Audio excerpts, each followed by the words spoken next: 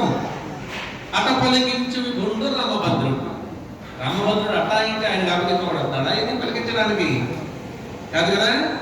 అందుకని పలికిడిది భాగవతము అట పలికించు విభుండు రామభద్రుడు. అట నే పలికిన భవహర మగును అగునట కాదు, మళ్ళీ సందేహం లేదు ఇక్కడ. అట నే పలికేది అక్కడ, అట అంటే అక్కడ పలికేది ఏంటి?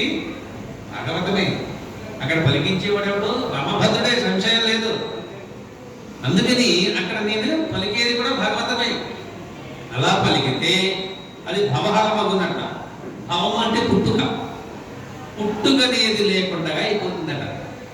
పుట్టుకనేది లేకుండా అయిపోవడం అంటే చావు కూడా లేదు. పుట్టుకుంటే చావు ఉంటుంది, చావు ఉంటే పుట్టుకుంటుంది. ధ్రువం జన్మ తస్మాత్ అపరిహార్యార్థే తత్వం సూచితమర్హసి. అపరిహార్యార్థి అంటే అది ఎవరు కూడా మార్చలేనటువంటిది. అట్లాంటి భాగవతమును గనక పలికినట్లయితే అదేమవుతుంది? భవహరమగునట, అడ్డహితమైనటువంటి. ఇక జన్మములు మృత్యువులు అనేవి లేవు. అందుకనే భాగవతాన్ని పలుకుతానన్నాడు. అని చెప్పుకున్నాడు. శ్రీ కైవల్య పరము చేరుటకనే చింతించడం లోకరక్షైకారంభకం అన్నాడు లేదా? దేనికోసం చింతించడం అన్నాడు?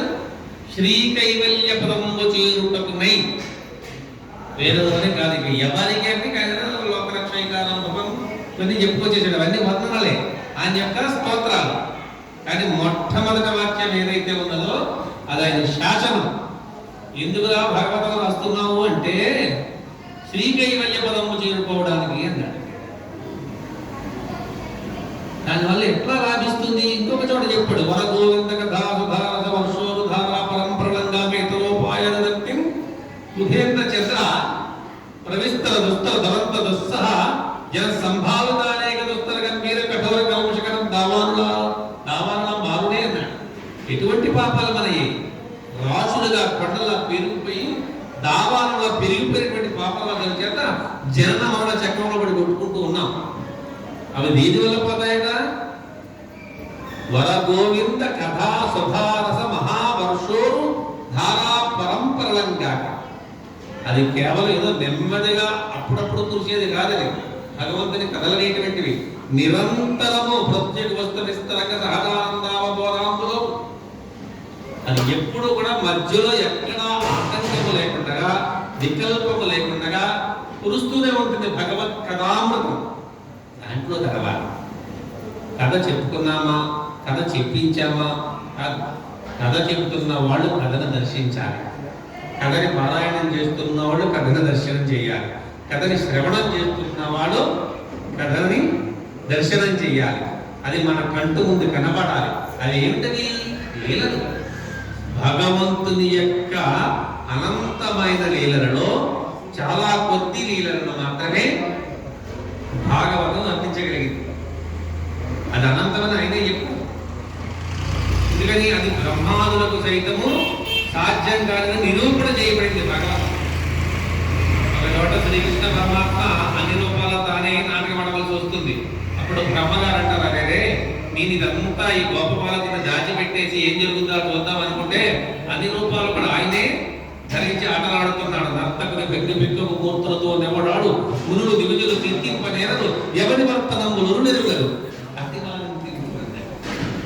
ఈ ఒక్క పద్యంలో మనకి ఎంత నిర్మాణం చేశాడు. నర్తకుని భంగి, వేషములు వేసి ప్రపదములు చేసేటువంటి ఒక నర్తకుడు ఎలా అయితే రకరకాల రూపాలను ధరించి ఆడుతున్న నాటకాన్ని మనమే పోల్చలేదు.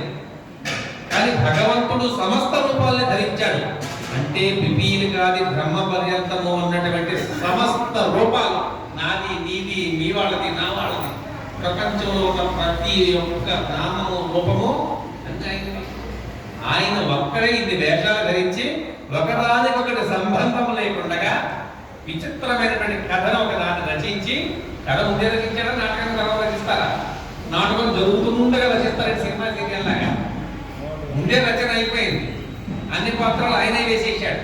ఆయనే అన్ని పాత్రలు వేసి అన్ని రకాలుగా నటిస్తుంటే ఇది ఎలా సాధ్యం? ఆయన ఒకటిగా తెలుసు, ఇందులో అన్నింటిలో నేనే ఉన్నానని.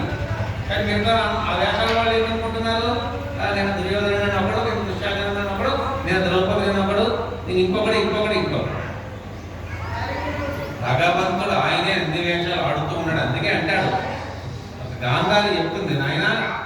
నీవు గనక ఈ భారత యుద్ధాన్ని ఆపాలంటే ఆపగలవు, కానీ ఆపలేదు నువ్వు.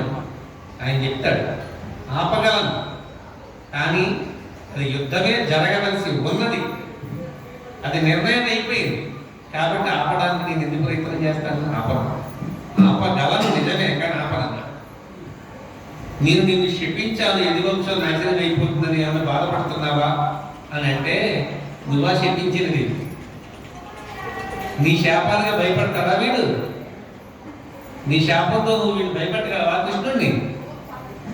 అది కూడా నాలీలే. నాకు తెలియకుండా ఒక విషయం కూడా జరగదు, నాకు తెలియకుండా ఒక అణువు కూడా కదలదు. ఇంక నువ్వు శాపం ఇచ్చేది ఇది నీ కర్తృత్వాభిమానం అన్నాడు. నేనేదో చేశాను, నేనేదో శపించాను, నేనేదో ఒక శక్తి కలిగి ఉన్నాను అని అనుకుంటూ అజ్ఞానంలో కూర్చుపోయి ఉన్నాడు. అంతే కదా. భగవంతుడు మనం విష్ణు సహస్రనామం చదువుతాం, భీష్ముడే కదా చెప్పాడు. కానీ భీష్ముడు కూడా సభలో మాట్లాడలేకపోయాడు. ధర్మం తెలియదా? తెలుసు. ద్రోణుడికి తెలియదా? తెలుసు. కృపాచార్యుడికి తెలియదా? తెలుసు. అక్కడ ఉన్న అందరికీ తెలుసు, విదురు మహాత్ముడు సహా అక్కడ జరుగుతున్న న్యాయమో అన్యాయమో. కానీ ఎవరు నోళ్ళు విప్ప సాహసం చేయలేదే. చెయ్యాలి అంటే లోపల నుంచి సంకల్ప మాత్రంగా భగవంతుడి యొక్క లీల కదలాలి. వాళ్ళ నోట్లు ఆయనే మూసేశాడు. వీళ్ళందరినీ తర్వాత కాలంలో తీసుకెళ్ళిపోవాలి. వీళ్ళకి ఇంకా శిక్షలు ఉన్నాయి కాబట్టి వాళ్ళ చేత పలికించలేదు. వాళ్ళ చేత పలికించలేదు, ఇక్కడ పోతన చేత పలికించాడు. పోతన ఎవరు? శివభక్తుడు, శివాచార సంబంధుడు. కానీ పోతన శివభక్తుడు. కానీ ఆయన రాసిందేమి? భాగవతాన్ని చెప్పాలనుకున్నాడు. ఎవరు చెప్పమన్నారు? భగవంతుడే చెప్పమన్నారు.